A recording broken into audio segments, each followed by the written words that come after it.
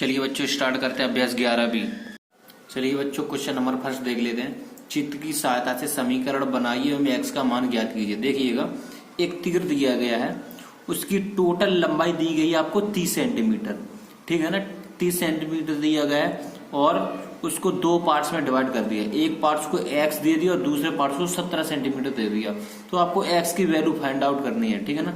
एक को एक्स दे दिया, दूसरे को 17 दे दिया, तो इन दोनों के मिलने से ही 30 का निर्माण हुआ है, ठीक है ना। कैसे देखिएगा, एक क्वेश्चन दे दिया एक्स और फिर दूसरे को 17 दे दिया, तो टोटल कितना हो गया 30।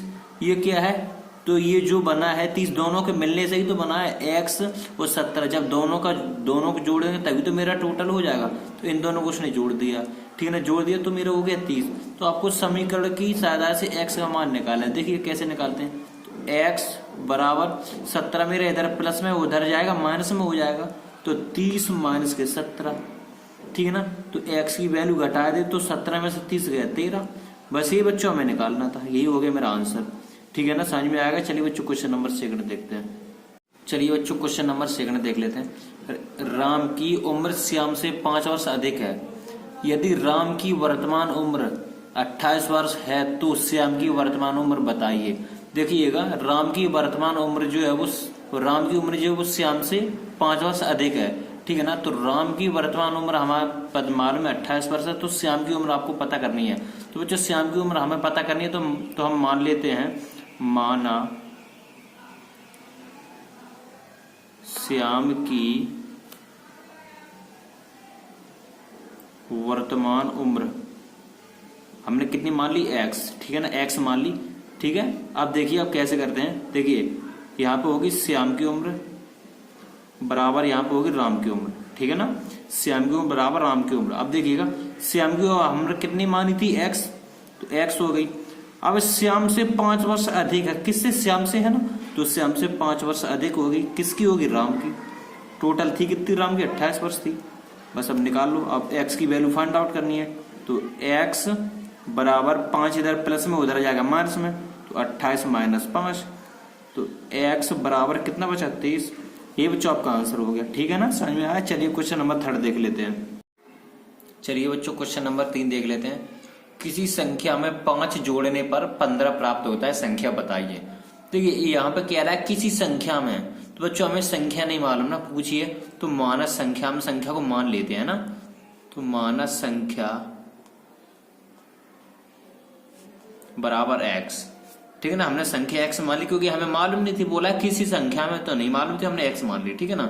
तो किसी संख्या में 5 जोड़ने पर, यानी कि किसी संख्या हमने मानी एक्स, तो एक्स में 5 जोड़ने पर कितना प्राप्त हो रहा है, 15 प्राप्त हो रहा है।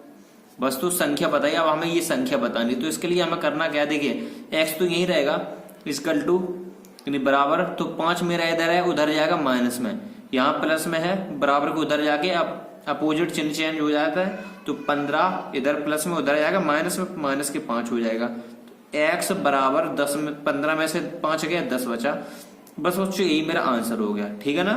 समझ में आ गया। चलिए क्वेश्चन नंबर 4 देख लेते हैं। चलिए बच्चों क्वेश्चन नंबर 4 देख लेते हैं। शशि ने कुछ पेंसिलें खरीदी, 2 पेंसिलें अपनी छोटी बहन को दे दी। अब उसके पास यदि 3 पेंसिलें बची हो तो कुल कितनी पेंसिलें खरीदी थी। देखिएगा शशि ने कुछ पेंसिलें खरीदी, हमें मालूम नहीं है कितनी खरीदी, तो हम मान लेते हैं, ठीक है ना। तो माना खरीदी पेंसिलें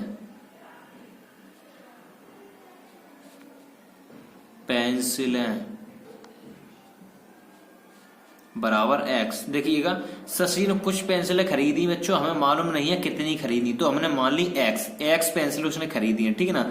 तो 2 पेंसिलें उसने अपनी छोटी बहन को दे दी, यानी कि हमने एक्स खरीदी है, तो 2 अपनी छोटी बहन को हमने दे दी, यानी कि हटा दी, अपनी तरफ से हटा दी, दे दी।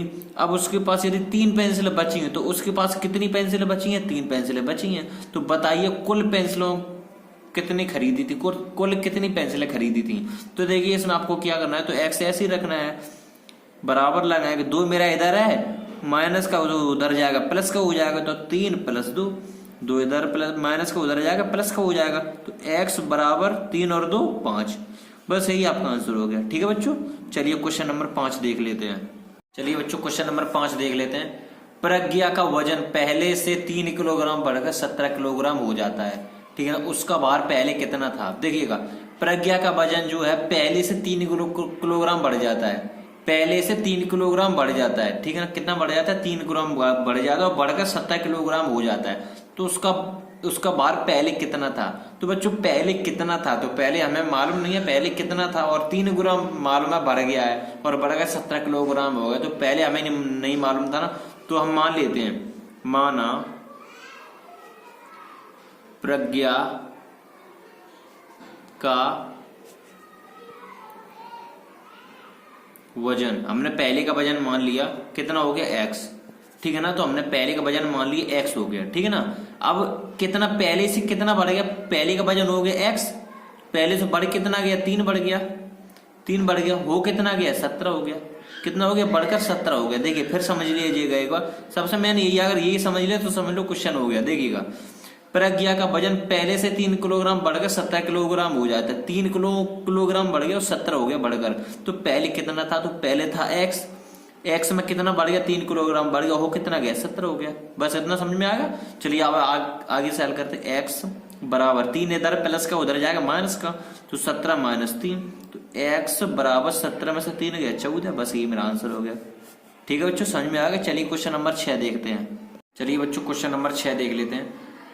y मीटर लंबे फीते को 7 बराबर भागों में बांटा गया है, यदि प्रत्येक भाग की लंबाई 3 मीटर हो तो y का मान ज्ञात कीजिए। देखिएगा y का मान, y मीटर लंबे फीते को 7 भागों में बांट दिया, तो मेरा फीता कितना बड़ा था, y बड़ा था, उसको 7 भागों में बांट दिया, यानी कि y को जो है 7 बराबर भागों में बांट दिया। y को देखिए एक बार फिर समझिएगा, y मीटर लंबे फीते को, एक फीता है जिसकी लंबाई है 22 मीटर, ठीक है ना, तो उसको बस उसने 7 बराबर भागों में बांट दिया। तो y को ना 7 भागों में बांट दिया, 7 भागों में बांट दिया, भागों में बांटा गया। यदि प्रत्येक भाग की लंबाई, तो प्रत्येक भाग की लंबाई है कितनी, 3, तो y को 7 भागों में बांट दिया, प्रत्येक भाग की लंबाई है 3, तो इसकी वैल्यू हम पुट करते हैं, तो y बराबर 7 भाग में उधर जाएगा गुणा में, तो 3 गुणे 7, तो y बराबर 3 सत्ते 21। बात यही मेरा आंसर हो गया, ठीक है बच्चों। चलिए एक बार और समझ लीजिएगा। देखिए y मीटर लंबे फीते को 7 बराबर भागों में बांटा गया है, ठीक है ना।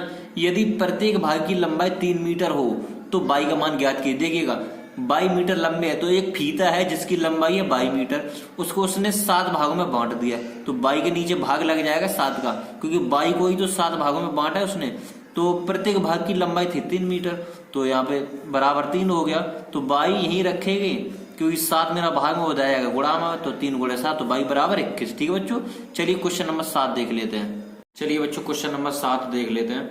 किसी संख्या का आधा उसकी चौथाई से 10 अधिक है, वह संख्या ज्ञात कीजिए। यानी कि कोई संख्या है, उसी का आधा और उसकी चौथाई से 10 अधिक है, ठीक है ना, वह संख्या ज्ञात कीजिए। तो हमें वह संख्या निकालनी है, तो वह संख्या हमें पता तो है नहीं कौन सी संख्या है, तो मान लेते हैं, माना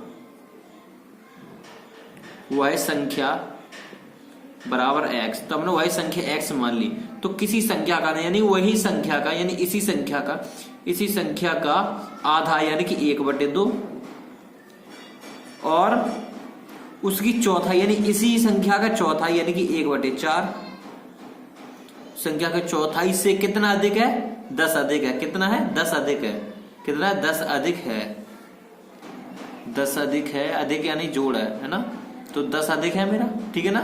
अब देखिएगा आगे से x का 1 में करेंगे तो x/2 बराबर है, बराबर x का 1 में तो कितना हो गया, x/4, ठीक है ना, प्लस 10, ठीक है ना। अब देखिए, अब इसका हम पक्षांतर करेंगे तो x/4 मेरा उधर बराबर के उधर है, तो इधर लेके आएंगे माइनस का हो जाएगा, तो x/2 माइनस के x/4, तो ये इधर ही रहेगा, 10 प्लस का बना रहेगा, ठीक है ना।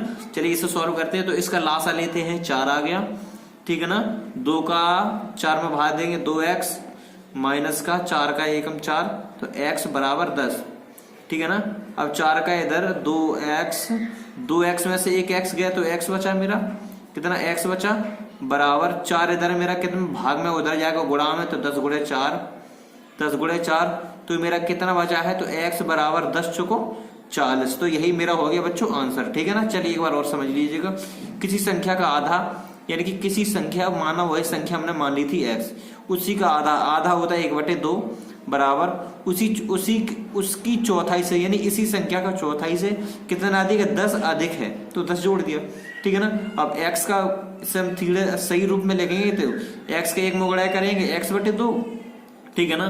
तो x का 1 में करेंगे x/4 प्लस 10। अब इसका हम लोग पक्षांतर करते हैं, ठीक है ना। देखिएगा ये बराबर को उधर प्लस का इधर आएगा, माइनस में हो जाएगा, तो 10 मेरा यहाँ का प्लस ही में ऐसे ही रहेगा, तो इसका पक्षांतर हमने नहीं किया, तो इसका लासा ले लेंगे 4, तो ऊपर x रहेगा, तो 2 का 4 में भाग देंगे, 2 दूनी 4, तो x में 2 का गुणेंगे 2x, 4 का एकम 4, यानी कि 1 एकम 1x, ठीक है। 2x में से 2x से 1x गए, 1x बचा बराबर 4, इधर मेरा भाग में उधर जाएगा गुणा में, तो 10 गुणे 4, तो x बराबर 40, ठीक है बच्चों।